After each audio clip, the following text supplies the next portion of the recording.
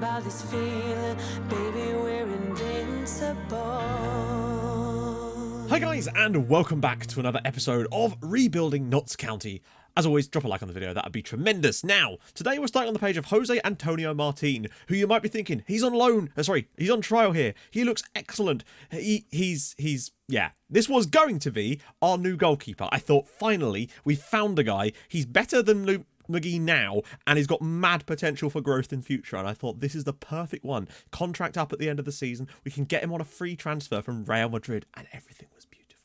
And then the bastard has literally just gone and signed a new contract with Real Madrid, so we still got him on trial, but he's just signed a new deal with a £7.5 million release clause.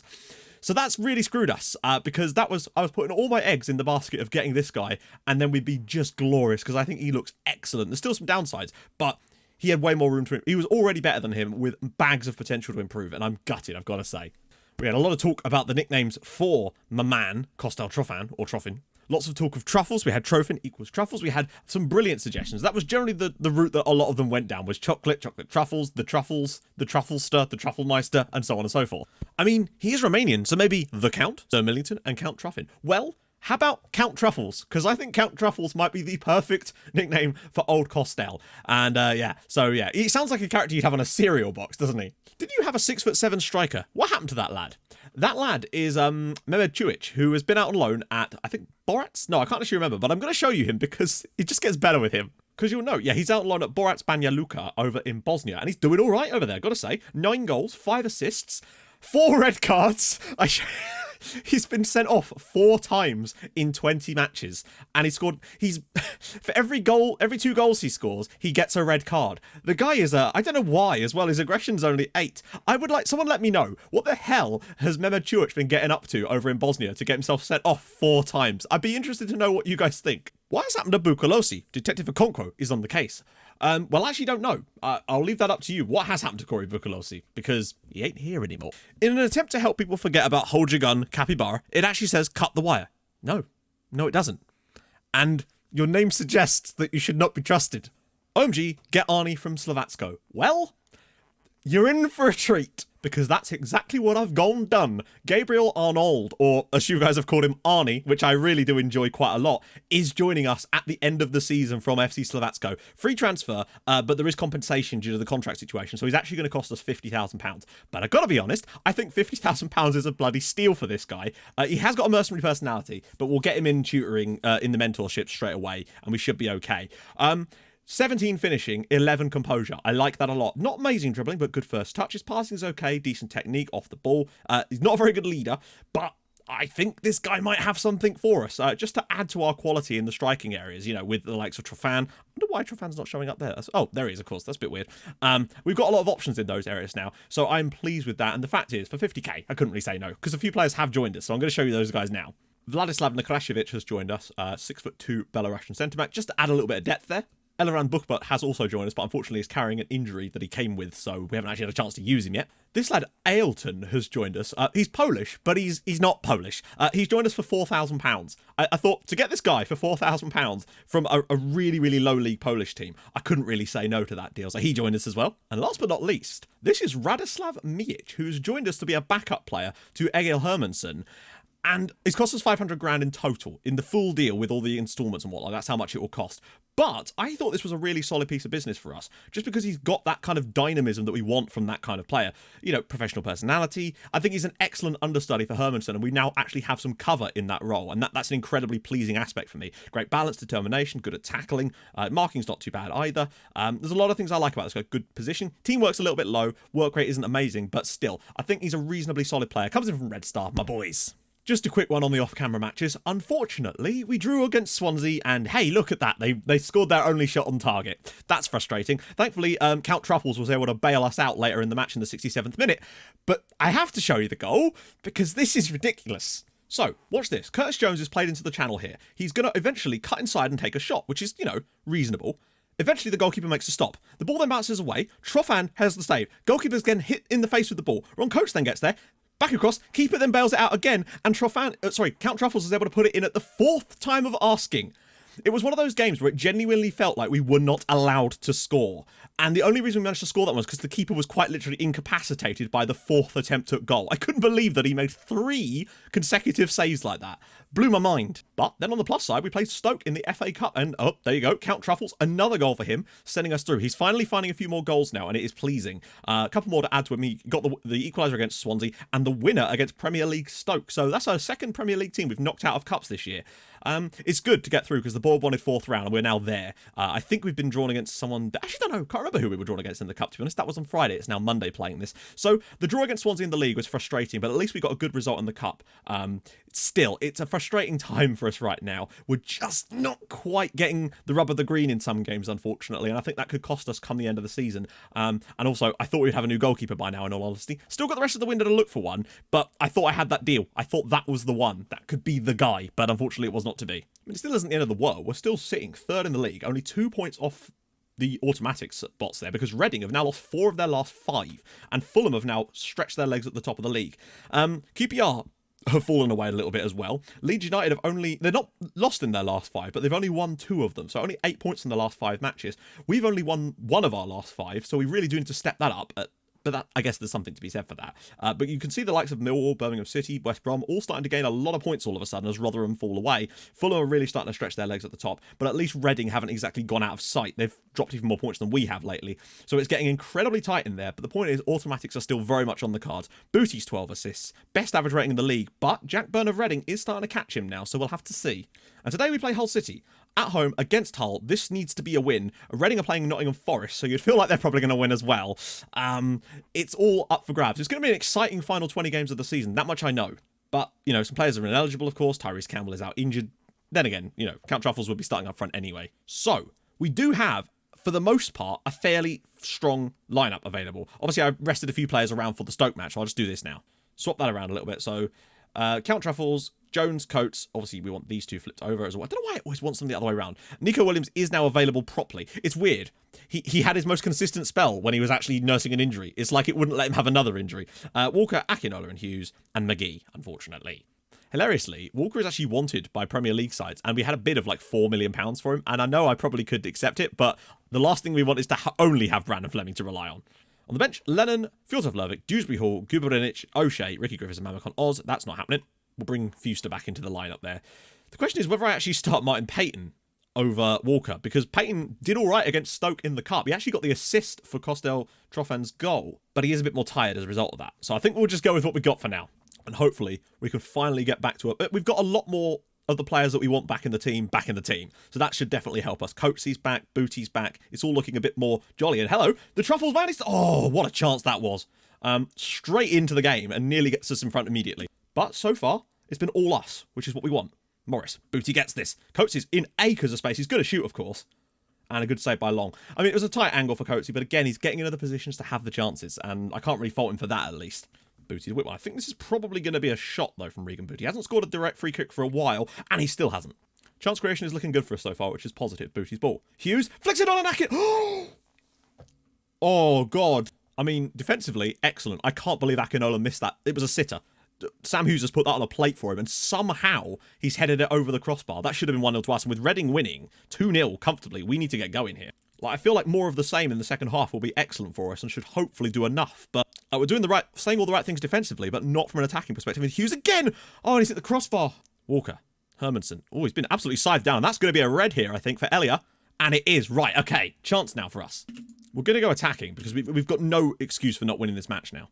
We can't seem to hit the target to save our lives. Booty. Oh, my God. Booty. Cleared away. And here... Is there a force field around their goal today?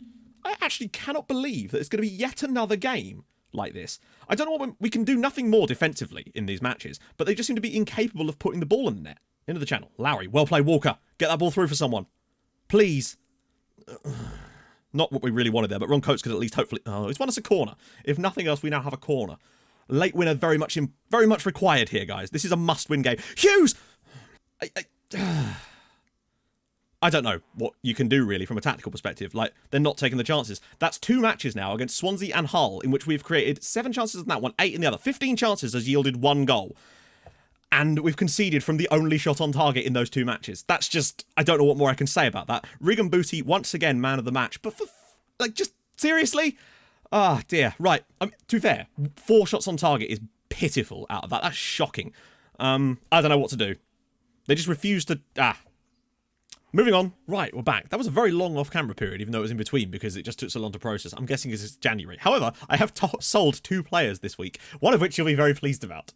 The first is Aaron Kerry. He's a youth intake player for us a couple of years ago, and he looks like he might be okay. Like, the problem is his heading is very, very poor, and I wasn't sure that he'd ever quite come through to be what I wanted from a centre-back. And Brentford put a bid in, and I thought, okay. So he's gone to Brentford for £675,000, plus a 50% of next sale fee clause, and I was alright with that, to be honest.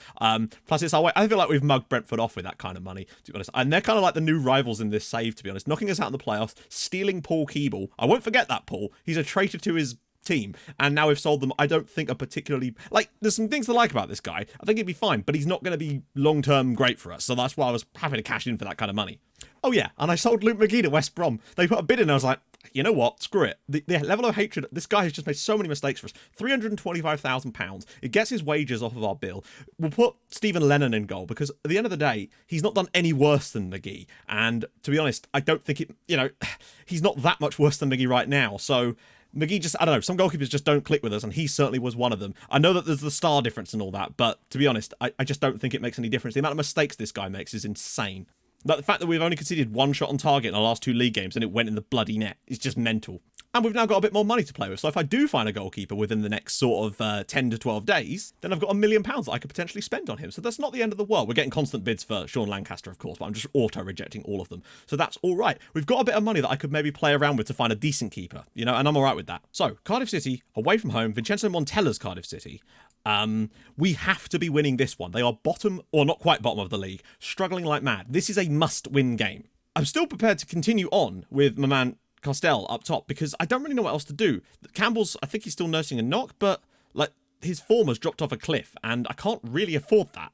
But I might actually be tempted to start Martin Payton at left back today, because that's always a problem area for us. So Lennon will be the goalkeeper for now, but hopefully we can find someone else in the meantime. On the bench, Walker, Fjortov Lervik, Ricky Griffiths, Tyrese Campbell, Darragh O'Shea, Radoslav Mijic, and Mamakon Oz, though I want Fuster on there too, I think. And I know that we're still punching above our weight to be where we are, but we have improved in the right areas. And I think even if it takes another season to get out of this league, I would be okay with that, because we've got the right players coming through. We find the right goalkeeper. We just make the right little tweaks, find a left winger that's better for this style of play we want to do. Because Curtis Jones is definitely the best one we have, but wrong foot, all that sort of jazz. He's not fully comfortable there. I want to see if Payton's any better. Like, he played well against Stoke, so I can't really fault him for that. Oh, and an instant opportunity straight from the kickoff, just like last time, in fact. Reading have immediately taken the lead against Birmingham. Booty! Oh my god. And Akinola has headed it wide. I don't know if I'm playing on an update or anything, because it does seem that we're just missing every shot we have now, all of a sudden. Oh! What the hell? How is that not gone in the back of the net? I cannot believe that's not gone in. Akinola, but oh my god, are you shitting me? Curtis Jones saved. Truffan, Burton, Akinola, just whip it. Cleared away for wrong coach. Look at the space out on the other side. I think that's Regan Booty. It is Regan Booty, and it's a tackle. I don't know how they got 2 chances out of that, but they did. So half-time, not particularly good performance from us in general. Yeah, we just look completely dead. It feels like there's been some kind of game update. I don't know. Everything just looks really weird. Nobody's taking the shots on target anymore. It's got a ball in and Coates out! Is everything... I know it says woodwork hit twice, but I feel like we've hit it at least 3 times today, if not more. Because Burton's hit it, Booty's hit it, and now Coates has hit it. And Burton does well. Here we go. Got to find... Oh, well played. Go on. Count Truffles is in. Oh, beautiful. Beautiful from Costel Truffin. Lovely, lovely goal. We needed that. That does feel something different. Maybe it's just my imagination. It could be completely. Really nice work in the middle here from Robbie Burton to just drop it straight to him. But this touch here to just spin away from the defender. And he's still got another guy right there by him. Just takes an extra touch to go by. That's an excellent finish from a very tight angle, to be fair, that may not have gone in before. And Count Truffles has scored. Lovely. Oh. Oh, come on. There was absolutely 0 reason to do that. And now I cannot believe it. Okay. I'm going to move Burton off, put Booty in the middle like that, and then just bring Fjortov Lervik in there. Wait. Why is Robbie Burton... It seems to have cancelled my other substitution too, which is weird.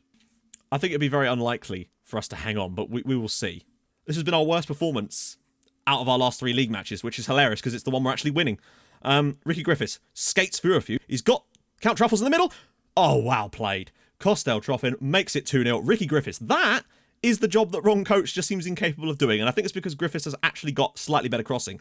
But he's still got decent dribbling. Picks it up, drives at the defence, gets past his man really, really well. Troffin makes an excellent little run. He's completely unmarked. That with 10 men, we should not be able to have a striker completely unmarked like that. We're 2-0 up now. That's huge. Wait, why is Robbie Burton still on the pitch? It said subbed off in the 91st minute. I haven't... What? It's glitched my substitution. Look. It's been saying that I'm subbing this guy off ever since... But Burton's still been on the pitch this entire time. I made the substitution, and it's just not made the substitution. How did he get away with that? Good save by Stephen Lennon, but I think we've genuinely been screwed there. I made a substitution when the red card happened, and it's just not made the substitution. So Robbie Burton's been playing at right back this entire...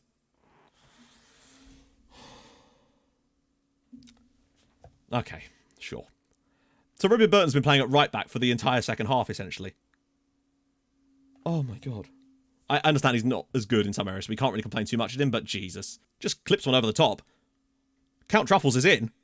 Oh, what a great save that is from near leverage. We've actually created a lot since we went down to 10 men, oddly. Etheridge clears, and there we go. Cardiff City 1, Notts County 2. Like, we've had to fight hard there for a win against a really poor side, down towards the bottom. I've been playing a central midfielder at right back for most of the second half, but we did get the victory in the end. I can't really fault Stephen Leonard too much because he's not as good, so we do need to sort that. But Luke McGee probably would have done the same thing. Point is, we got the victory in the end anyway. That's the main thing. I don't have a lot. I had to start late today, which kind of sucks, so I'm not going to have a huge amount of time. So I might do these off camera and come back and do Luton and Blackburn away because these are all relatively poor sides. So hopefully we can pick up some victories in there. We've not lost for a little while, but it's just too many little draws and lack of quality is the main thing. We're not doing too bad. You know, from our last, we've got unbeaten in 4, 2 wins, 2 draws, but we need to get a few more strings of wins together now, and hopefully we can do that. So, if you've enjoyed this episode, and I hope you have, despite being all higgledy-piggledy, and I hopefully have a goalkeeper for you soon, then drop a like, that'll be tremendous, and if you're new to the channel, subscribe, and I'll see you guys very, very soon. Thank you so much for watching. Bye-bye.